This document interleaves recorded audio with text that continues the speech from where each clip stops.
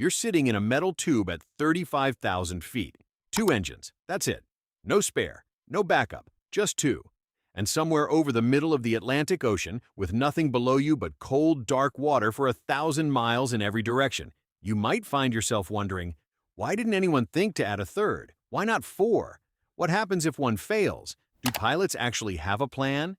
And here's the one that should really get you. Why does your airline want fewer engines? The answer makes total sense. Once you know the thing the industry never really advertises. Here's what most people assume. More engines equals more safe. Simple math. If one breaks, you've still got three. Seems obvious. But this is exactly where the assumption falls apart. Because each engine you add isn't just adding safety. It's adding one more thing that can break, one more thing that needs maintenance, one more thing that can quietly cause a problem at exactly the wrong moment. So more engines is only a good idea if the engines themselves aren't very good. And that is exactly the world the early jet age was built in. Go back to the 1950s. The jet age just opened. Pan Am is flying 707s and everybody thinks this is the future, which it is. But the engines are nowhere near reliable by today's standards. Compressors fail. Engines flame out mid-flight without warning. Pilots are trained to expect it the way a bus driver expects a flat tire. So the math was simple. If each engine had a real chance of quitting, you needed four of them just to feel safe crossing an ocean.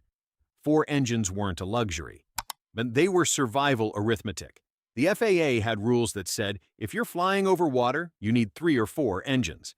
A two-engine plane was basically landlocked on long routes, forced to hug coastlines like a nervous swimmer who refuses to go past the shallow end, adding hours to routes that should have been direct. But here's where it gets crazy. While everyone was busy building bigger, heavier 4-engine planes, a small group of engineers was quietly asking a different question. What if instead of adding more engines, you just built one engine that almost never breaks? In the late 1970s, Boeing was designing the 767. Pratt & Whitney was building a new engine to go on it. And the failure rates they were hitting in testing were so low they barely looked real.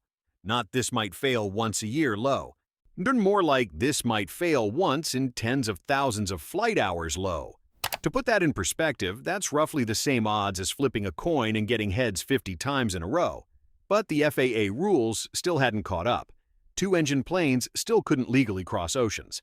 So in 1985, after years of flight data and pressure from airlines, the FAA approved something called ETOPS 120. ETOPS stands for Extended Range Twin-Engine Operational Performance Standards. In plain language, a twin-engine plane can now fly routes where, if one engine fails, the remaining engine can get the plane to the nearest airport within 120 minutes. That quiet approval ended the 4-engine era.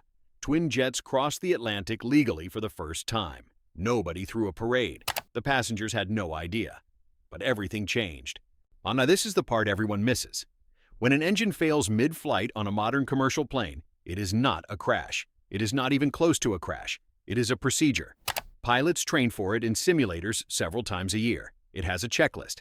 It has a calm, boring official name, single engine operations, and it is classified as a manageable abnormal situation, not an emergency. The plane does not fall. It just flies a little differently, like a car with one headlight, handled without drama. You land safely, the mechanics fix it, and the next crew flies that same plane the next morning. Now here's the contrast that really locks this in. Take the Airbus A380, that giant double-decker plane with 4 engines.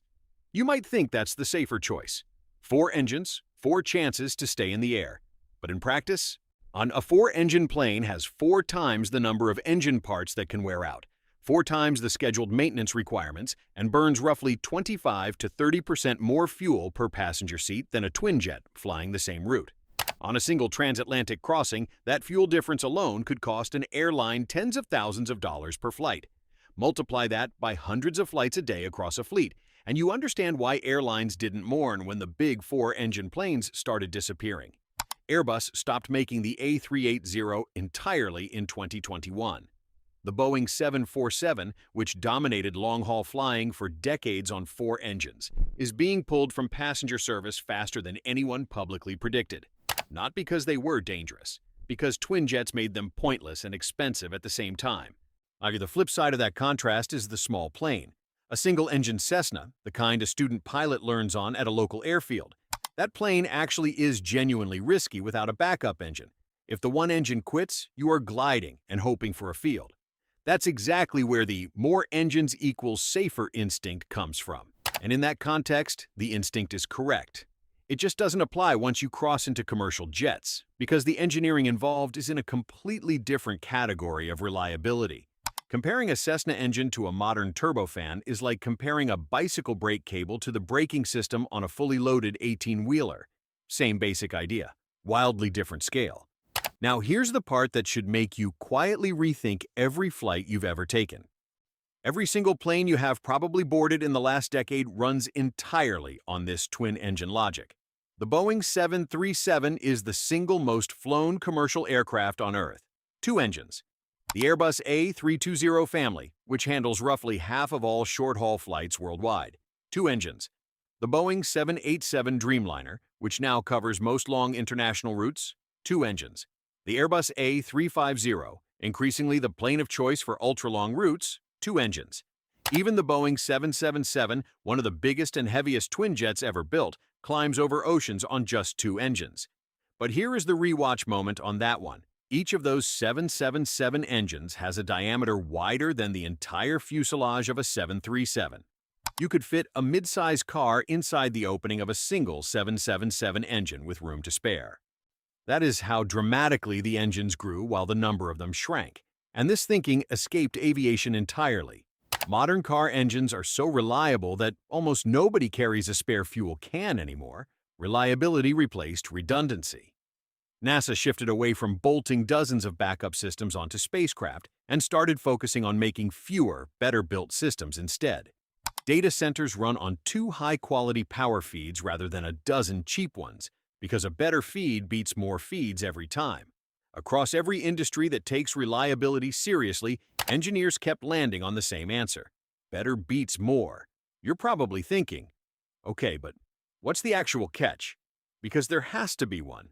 And there is. Twin-engine safety is only as good as the maintenance culture sitting behind it. ETOPS certification doesn't just approve the plane. It comes with very specific maintenance rules that most passengers have never heard of. The 2 engines on an ETOPS-certified plane must be serviced by different technicians, on different shifts, using separately checked tools. Not the same crew, not back-to-back, completely separate people at completely separate times. The reason is straightforward. If one mechanic makes an error on engine 1, you do not want that same mechanic in the same mental state, on the same shift, making the same error on engine 2. The rule assumes human mistakes will happen and builds a wall between them. That wall is the quiet backbone of the whole system. There is also one honest concern worth knowing. On routes across the South Pacific or over polar paths, an ETOPS 370 certification means a plane could legally be more than 6 hours from the nearest usable runway on a single engine. Not dangerous by certification standards, the engine would almost certainly hold. But almost certainly is the honest answer, not guaranteed. The system works. It works because smart rules were written by people who assumed airlines would sometimes push limits, and then built enforcement mechanisms around exactly that assumption. So here is the mind reset. Fewer engines is not a cost-cutting move dressed up as engineering progress. It is the direct result of building each engine so well, so reliably, so far beyond what the 1950s thought was possible, that adding more would only add weight, burn more fuel, and create more failure points. The question stopped being how many backups do we need? It became how good can we make the one thing that has to work. Next time you look out that window, spot those 2 engines on the wing and feel that little flicker of doubt. Stop. You are not looking at a compromise. You are looking at the end point of 60 years of engineering that decided perfect beats plentiful every single time, which raises a genuinely weird follow-up question. What is the one system on that same plane that actually does have 5 or 6 full backups built in? That one is a completely different story.